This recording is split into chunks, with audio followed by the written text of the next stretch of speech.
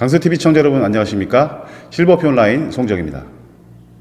대한민국에 문민정부가 들어선 이후 대통령 선거 때마다 통합정부에 대한 얘기가 약방의 감초처럼 등장합니다. 통합정부는 좌우 진영을 막론하고 지켜지기만 한다면 가장 이상적인 모델이 될 것임은 분명할 것입니다. 하지만 현실은 어떨까요? 대통령 후보들이 예전부터 내놓았던 통합정부라는 것이 과연 이루어질 가능성이 있을까? 현실적으로 가장 가까운 제19대 문재인 대통령이 통합정부 공약을 얼마나 잘 실천했는지 들여다보도록 하겠습니다. 제19대 대통령 선거에서 더불어민주당 문재인 대선 후보는 2017년 4월 23일 통합정부 추진위원회를 발족하고 보수와 진보를 뛰어넘는 대통합정부, 국민통합정부가 필요하다고 강조했습니다. 이어 문 후보는 통합정부 추진위원회가 무엇인지 정의했는데 그는 많은 분들이 국민통합정부의 방안으로 연합정부, 즉 연정을 말하는데 연정은 정권교체 이후에 그 시기의 정치 여건에 따라 논의될 문제라고 말하면서 그보다 대통령 스스로 진영 논리를 뛰어넘어 정의 통합사회를 만드는 데 필요한 인재를 기용해 국민 대통합정부를 구성하는 것이 먼저라고 생각한다고 주장을 했었습니다. 결국 문 후보는 대통령 선거에 당선이 돼서 2017년 5월 10일 제19대 대통령에 취임을 했고 국회의사당 중앙홀에서 열린 취임사에서 취임 선서와 함께 다음과 같은 메시지로 국민통합의 의지를 다시 밝힌 적이 있습니다. 실버편 온라인이 그 취임사에 적힌 주요 메시지를 발췌해 보았습니다. 많은 분들이 그랬었지 하실 텐데 다음은 취임사에서의 주요 메시지들입니다. 지금 제 머리는 통합과 공존의 새로운 세상을 열어갈 청사진으로 가득 차 있습니다. 다음, 이번 선거에서는 승자도 패자도 없습니다. 이제 치열했던 경쟁의 순간을 뒤로하고 함께 손을 맞잡고 앞으로 전진해야 합니다. 다음, 저를 지지하지 않은 국민 한 분 한 분도 저의 국민이고 우리의 섬김의 주체가 될 것입니다. 다음, 2017년 5월 10일 이날은 진정한 국민 대통합이 시작되는 날로 역사에 기록될 것입니다. 다음, 오늘부터 나라를 나라답게 만드는 대통령이 되겠습니다.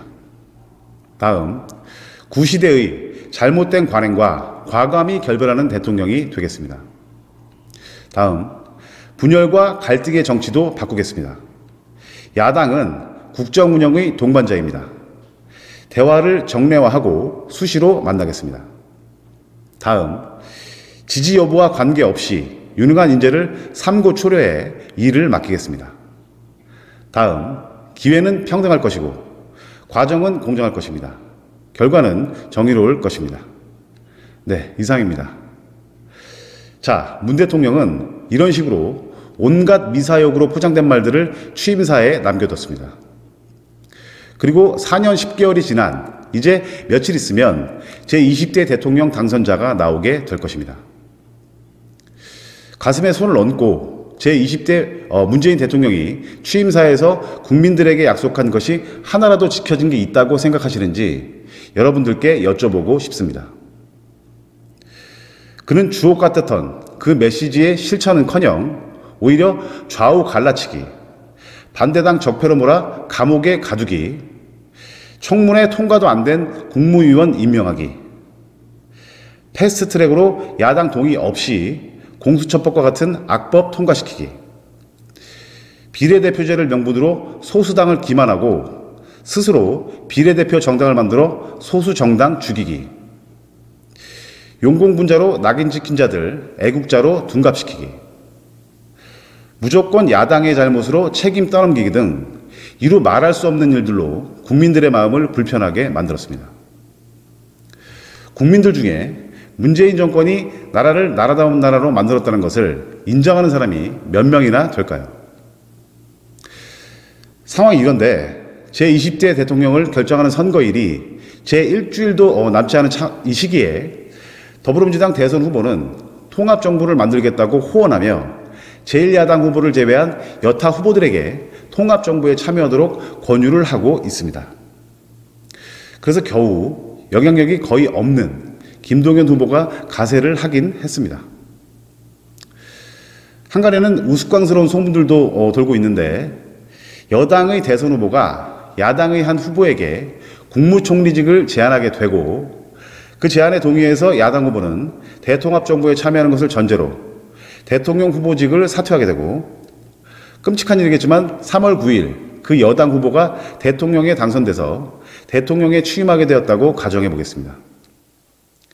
그러자 통합정부를 전제로 대선 후보에서 사퇴한 야당 후보는 대통령에게 약속대로 국무총리 자리 내놔라 라고 요구를 하게 되겠죠.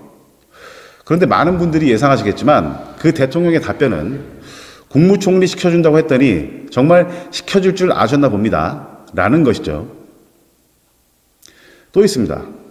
두 번째 떠도는 가상의 꽁트가 있는데 여당 후보는 대통령에 출마한 12명의 후보자에게 자신이 대통령이 당선되면 국무총리를 시켜주겠다고 각각 약속을 하고 지금의 여당 후보가 대통령에 당선됐다고 치겠습니다. 그러자 대통령에 당선된 여당 후보는 대통합에 참여한 12명의 야당 후보들에게 여론조사를 통한 경선을 통해 최종 승자를 국무총리에 임명하겠다고 말한다는 그런 우스갯소리들도 떠돌고 있습니다.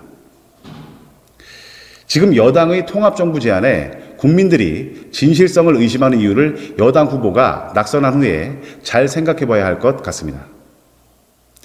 대통령을 결정하는 것은 통합정부에 참여하는 후보자들이 아니라 유권자인 국민들이 결정할 문제이고 다시 말해서 후보가 통합정부론에 참여해서 후보 사퇴를 한다고 해도 이들을 계속해서 지지하는 유권자들은 생각보다 많지 않기 때문입니다. 이것이야말로 이번 제20대 대선에서 후보 단일화가 아닌 유권자 단일화라는 말이 생긴 이유가 아닐까 합니다. 네, 오늘은 여기까지 말씀드리고 다음 호에서는 김대중의 통합정부, 노무현의 통합정부는 어떤가 라는 주제로 말씀드려보도록 하겠습니다. 시청해 주셔서 감사합니다.